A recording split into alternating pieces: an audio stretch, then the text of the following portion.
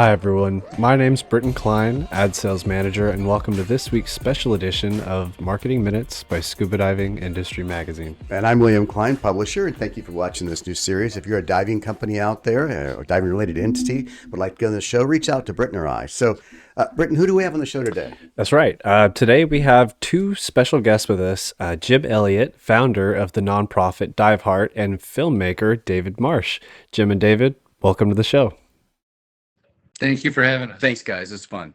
Well, thanks for joining us today, guys. Britton, Jim, and David are coming to us from Key Largo. David, of course, is with the Diveheart. And just last week on our last Marketing Minutes, we had Saeed from Malaysia on, That's right. I think we even got a couple of cool little video clips of his show. Saeed got inducted into Hall of Fame in the Cayman Islands this coming fall. He's going to be inducted. So it was great to catch up with him, and interesting that on the other side of the world, Diveheart is making a difference over there. It's really cool. But today, we're going to talk about a special project. That's right. So, Jim and David, could you start by just telling us a little bit about why you're in Key Largo and a little bit about your special project?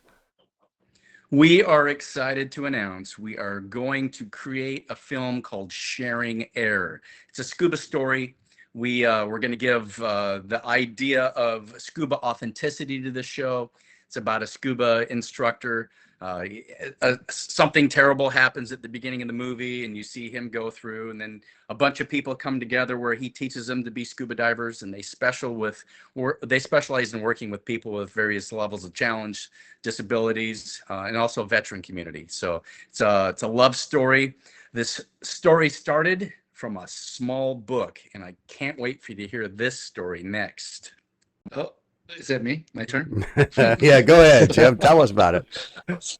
Okay, cool. So we're down here doing site stuff, right? So we just met with Dick Rakowski, who everybody knows just won a Nogi, right? Right. Down at DEMA.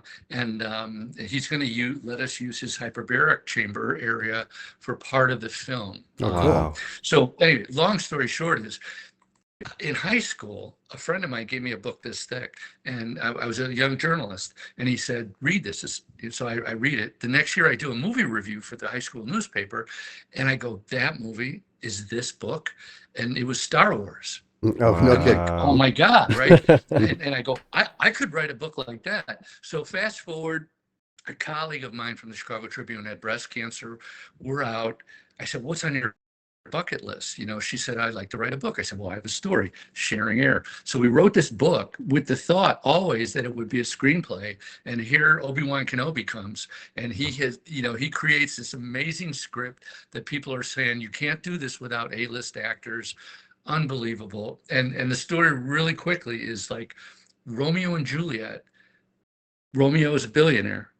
Juliet has cancer. No one knows this. They meet in an adaptive scuba class. You meet the veterans and everybody in the class that has disabilities and all their backstories, which is amazing. And this guy is a monumental storyteller. And it's a happy ending at the end.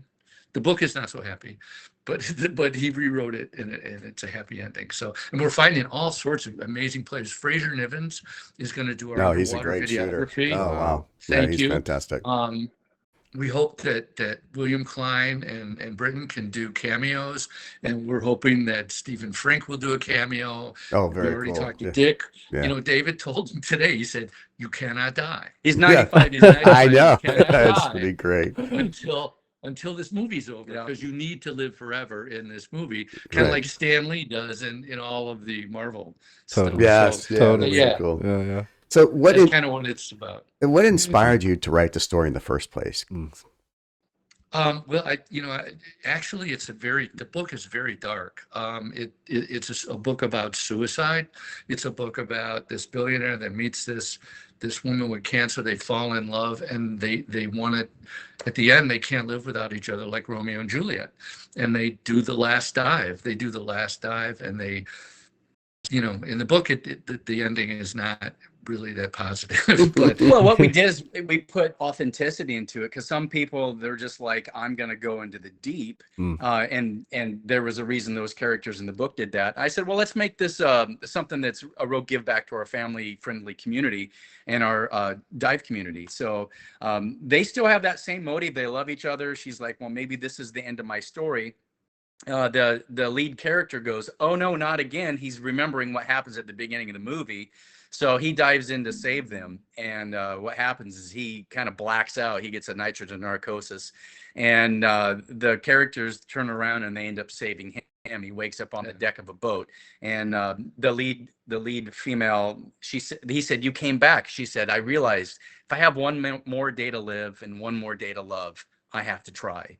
And that's kind of how you wrap this storyline up. And then everybody goes, "You know what? Let's keep on helping make the world a better place." And we're hoping, everybody we've talked to said this could really help diving in general, because, we can't mention names right now, but he's had 400 auditions. Wow. And some of the people, they're not Tom, it's not Tom Cruise or Brad Pitt, but you know what? They're Recognizable. right up Well, there. that's cool. And we think that what the projects they're on now that are going to be hugely successful when we finish this film will help catapult our whole project, because of what they're doing in the world as well. So we're very thankful to have them, their buy-in. Yeah, the movie's going to give some depth of the scuba industry. You're going to see the beauty of the shots.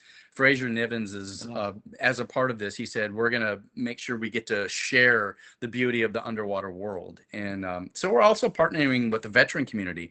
We have authenticity. If you look on screen, you see right there was a man in a wheelchair going by. That's Chris Block. He's actually going to be a character. He's going to be cast in this movie. We have authenticity of his quadriplegia. We have another actor that's a military veteran. He's paralyzed from the waist down. There's a picture of Chris right there swimming.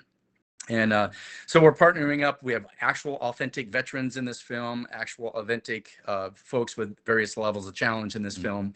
And we have people in the scuba industry. So we just think this is going to be a wonderful story to tell how fun the scuba industry is, and share a little hope in the world. That's awesome. Really cool. David, could you tell us a little bit about your film background and why maybe you're taking this project on? In 2021, I needed to get out from where I was, and I went on a scuba vacation to Cozumel with my family, my brother and my dad. And while I was there, I saw this guy, and he had this red heart in the middle of his shirt, and we were diving on the boat. And so later one evening, I said, "Hey, tell me about the red heart." And he goes, "Oh, it's Diveheart. We help people with various levels of challenge and disability and veteran community." And I went, "Oh, well, that's interesting." He says, "What do you do?" And I go, "Well, I'm a filmmaker." And he goes, "Oh, there's no chance meetings." And I'm like, "Okay, whatever, crazy guy." So great. That's amazing. We went about our ways, and a few weeks later, I was thinking, you know what? Remember that guy gave me his card, so I dug it out. I gave him a call. I said, "Let's do something together." He says, "Let's go to Cozumel." So we were planning on going to Cozumel in December of 21. A week before we got there, my 27-year-old son passed away from a drug overdose. Oh, jeez. And I was still like, wow, I had already told everybody, and my family was like, "You need to go on this trip anyways. There's nothing you can do. Go on it. You've already done it." So I filmed that week with the Diveheart group, and I realized, wow, everybody's going through something, whether you're going your day-to-day actions with a broken heart, or if you were a person that was an able-bodied person and you suffered an injury, you had something happen, and now you've lost your mobility. And then I found out there were dive buddies that were on the trip to help, and some of them had the diagnosis of a cancer. "Don't tell anybody," she said, but everybody's got something they have to learn to go through. And Diveheart's all about adapting. They call it adaptive scuba diving and adaptive dive buddies. And I went, we're all adapting to diving. Let's call this film Adapting to Dive. We finished it up. We submitted it to the film circuit, and we ended up winning some awards for a feature film. And Jim reminded me, there's no chance meetings, my friend, and together we can do great things. And the crazy thing about this is, David, we do a go round the first day. What brought you here? What brought you here? What brought you here? Sure. Your backstory a little bit. We do that the last day. And by the last day, it's all kumbaya. We're friends. We love each other, hugging, Totally. Everybody's family. And David said nothing the entire trip. So during the movie, the Adapting to Dive, the documentary, every morning he's getting up and filming himself. And the theme today is about adapting, or the theme today is about trust. And he goes, now I have to trust. No one knows he's doing this. And then the last night, his brother's filming on the other boat. He comes over, and David's the last one to speak. And David drops the bomb and goes, none of you knew this, but my son died on Thanksgiving, a week before this trip, and we all, I mean, the brother caught, you know, your brother Scott caught tears just running down everyone's eyes immediately. Mm. And then when it premiered in May the next year, it was just a home run. Yeah, And, it's that coming together as a family. We're all in this together, and that's the vibe that we felt. And yeah, we had a movie premiere, and we all got back together again. By the way, that film is not a downer. It's a film that's inspiring. Yeah. It's not. We don't major on all of our loss, because we've all got loss. Every single one of us has something you're like, wow, I have loss in my life, at whatever level that is.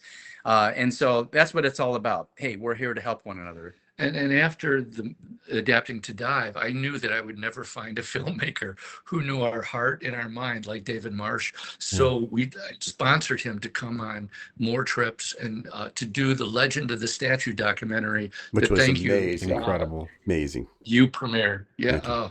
What a great story. I'm so glad that we were able to be part of that and that David had time to come down and film that here in the Keys. So we're back in Key Largo working with Rainbow Reef, the dive center. Say hi to good. Cal for us, would you? Yeah, yeah. DJ. Yeah.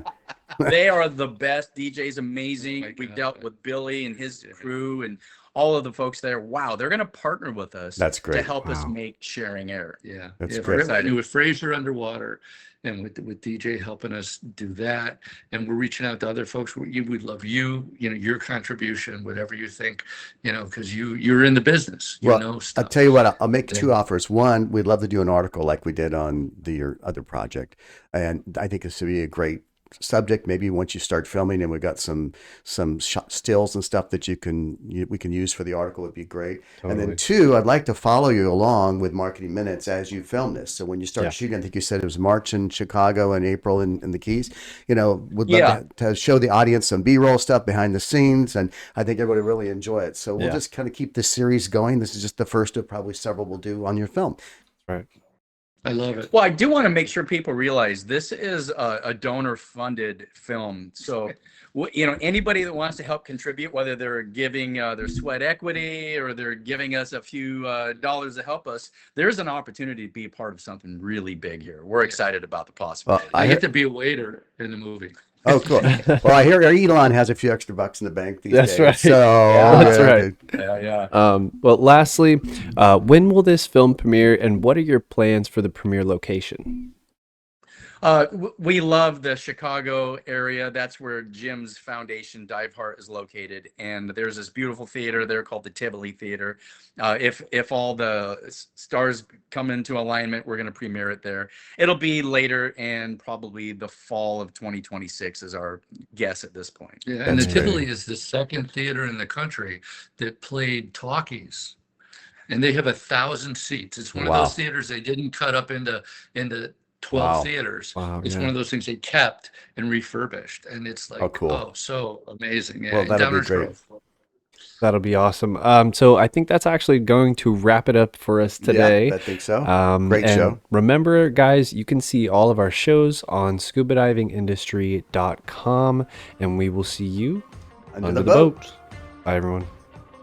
Thank you.